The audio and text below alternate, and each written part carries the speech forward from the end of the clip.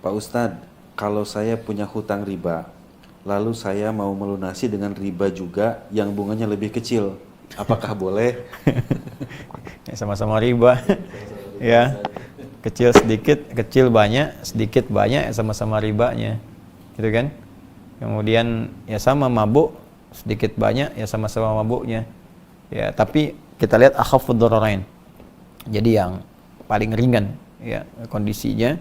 Ayat tentang riba itu ada di Al-Baqarah ayat 275. Sampai turunannya terus ke bawah sampai ayat 281-nya turun. Itu sangat ketat sekali.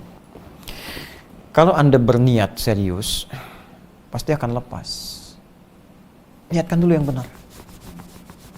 Lalu pelajari, belajar dulu. Apa yang dipelajari? Belajar fikih rizki dalam Quran. Saya sering katakan begini, kalau orang paham tentang fikih rizki, ketentuan rizki dalam Al-Quran dan hadis, hidup dia pasti akan tenang. Tidak akan diperbudak oleh harta.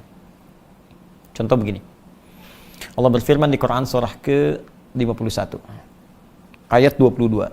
Wa fis samai rizqukum wa ma tu'adun.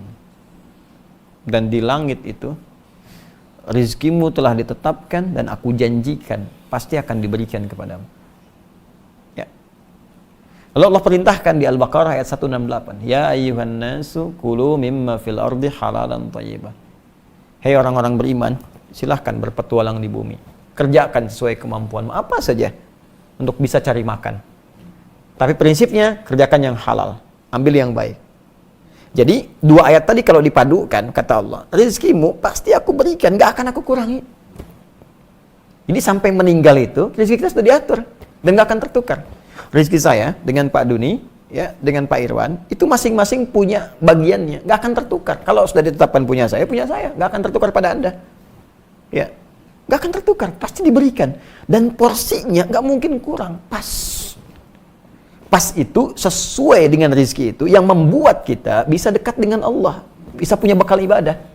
Jadi sebetulnya nggak ada istilah kaya atau miskin. Ya, istilahnya itu rezeki yang sesuai untuk kita sebagai bekal kita untuk pulang. Ini yang paling pas buat kita untuk ibadah. Sebab kalau terlalu banyak bisa sombong dosa, sedikit bisa kufur misalnya. Jadi dicukupkan Allah bagi kita. Kita mesti paham itu. Karena itu dulu sahabat Nabi itu ditampilkan oleh Nabi untuk memilih passionnya. Ya, mau aktif di mana untuk ke surga. Jadi pola hidup itu begini. Pola hidup itu visinya akhiratnya turunkan dulu. Yang jauhnya. Itu sebetulnya visi hidup ya. Sekarang begini. Anak-anak kita kan selalu ditanya, cita-cita mau jadi apa? Ada yang mau jadi apa? Jadi arsitek, jadi pilot, ya, jadi ulama, jadi ahli Quran dan sebagainya. Dari situ kan orang tua lalu menurunkan pendidikan dia. Oh, anak saya pengen jadi dokter. Berarti nanti sekolah SD begini, SMP begini, SMA begini, kan? Kemudian masuk fakultas kedokteran, kampusnya ini. Saya pengen beda dengan yang lain, dia dokter penghafal Quran. Sambil dia kuliah, belajar, kita titipkan ustadz mendampinginya. Jelaskan ayat-ayat kedokteran dalam Al-Quran. Jadi lulusnya nggak tanggung, dokter biasa udah banyak. Udah banyak dokter biasa. Yang kita butuhkan dokter fisik yang mengobati dengan pendekatan rohiyahnya. Jadi ada kaitannya, mata misalnya, ini matanya sehat nih, tapi ibu ini fisiknya bagus, cuman secara spiritualnya nggak bagus. Gimana contohnya mata sehat? Bisa kelihatan semua, tapi dia nggak bisa bedain mana sendal dia, mana sendal orang. Ya kan? Nah, telinga dan sebagainya itu komplit tuh. Nah, jadi peta hidup tuh begitu. Anda ingin anak jadi apa, Anda mau jadi apa, turunkan pendidikannya. Sama, hidup kita secara lebih kompleks, lebih luas, turunkan target paling tingginya. Di akhirat pengen kemana? Surga. Semua orang pasti pengen ke surga. Tapi tidak semua yang pengen ke surga menurunkan tentang ayat surga sehingga menjadi aktivitas di bumi. Saya tanya begini, itu pengen surga apa? Firdaus. Betul? Firdaus, insya Allah. Kenapa nggak Anda turunkan keterangan surga Firdaus dalam Al-Quran? Apa amalan orang-orang Firdaus itu dalam Al-Quran? Turunkan menjadi aktivitas kita di bumi. Kurikulumnya apa? Misal, ada pewaris ahli Firdaus yang beraktivitas di bumi. Jadi ini ahli surga Firdaus yang beraktivitas di bumi. Disebutkan oleh Allah di Quran surah 23 ayat 1 sampai 9-nya itu. Ya, nanti bagian akhirnya ditutup dengan alladzina yarithunal firdausa hum fiha khalidun. Ulaika humul warithun, mereka itu para pewaris surga Firdaus, sedang beraktivitas di bumi. Alladzina yarithunal firdausa hum fiha khalidun. Mereka itu pewaris surga Firdaus yang akan kekal tinggal di dalamnya. Siapa mereka? Ayat pertama, qad aflahal mu'minun. Sungguh bahagia dan sukses orang-orang yang beriman, yang konsisten dengan imannya. Apa amalannya? Alladzina hum fi salatihim khashi'un. Ada salatnya, ada zakatnya, ada menahan fisik kita dari perbuatan buruk, tidak zina, tidak macam-macam dan sebagainya, menahan kata-kata kotor, anilawi mu'ridun, yang tak pantas tinggalkan. Itu keluarkan jadi kurikulum hidup. Contoh, saya pengen jadi ahli Firdaus, salat mesti khusyuk, belajar tentang salat. Terus dia berzakat, makanya Anda berusaha bekerja supaya bisa zakat, bukan supaya kaya. Kaya itu biasa bagi orang Islam. Ini motivasi kaya itu untuk meraih surga. Itu yang disebutkan di Quran surah ke-28 ya, ayat 77. Wabtaghi fima atakallahu daral akhirah wa la tansa nasibaka minad dunya. Kalau engkau dapat titipan harta, gunakan harta itu untuk meraih surgamu. Itu. Tapi kamu jangan lupakan bagian duniamu. Maksudnya ya silahkan, punya rumah punya juga, punya mobil punya juga, tapi gunakan perangkat itu untuk kepentingan ibadah kita. Ini cari surga dengan hartanya. Kalau yang kaya banyak. Kaya itu gampang, asal mau kerja keras, pendidikan bagus, kreativitas muncul, bisa kaya. Tapi apakah kekayaan itu bermanfaat untuk akhirat kita atau tidak? Itu poinnya. Ya, silahkan, subuhan pakai Ferrari, duhur Lamborghini, silahkan, ada masalah. Tapi arahnya itu untuk ibadah gitu. Ini petakan. Nabi sampaikan, siapa yang mau jadi pengajar, silahkan. Siapa yang mau jadi dengan tenaga aja, silahkan. Yang penting ini surganya begini. Siapa yang mau dengan harta, silahkan. Sahabat milih. Oh, saya pengen dengan harta ya Rasulullah. Muncul Abdurrahman bin Auf, muncul Utsman bin Affan, Abu Bakar As-Siddiq. Saya pengen dengan ilmu ya Rasulullah. Muncul Ali bin Abi Thalib, Abu Hurairah. Mereka kalau mau kaya, gampang. Sepeninggal Nabi, sahabat Nabi itu pada diburu. Mau dikasih apa aja bisa jadi. Bilal, saya pakai tenaga aja Rasulullah. Lagi azan, Allahu Akbar, Allahu Akbar.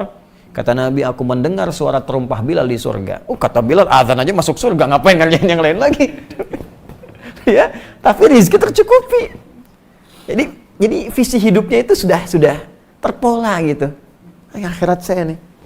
Jadi kalau orang yakin bahwa rezekinya dicukupkan oleh Allah Subhanahu wa taala, gitu, dan dia tinggal berikhtiar. Jadi kalau ada bisa berikhtiar yang baik, kenapa mesti mencari yang buruk?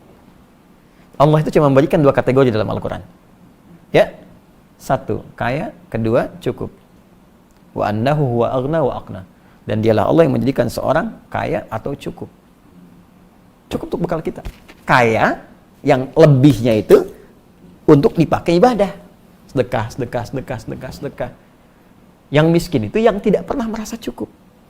Karena itu dibantu dengan zakat supaya keluar dari kemiskinan. Masih nggak cukup juga, bantu dengan infak. Masih nggak cukup, bantu sedekah. Masih nggak cukup juga, memang nggak pernah merasa cukup. Jelas ya?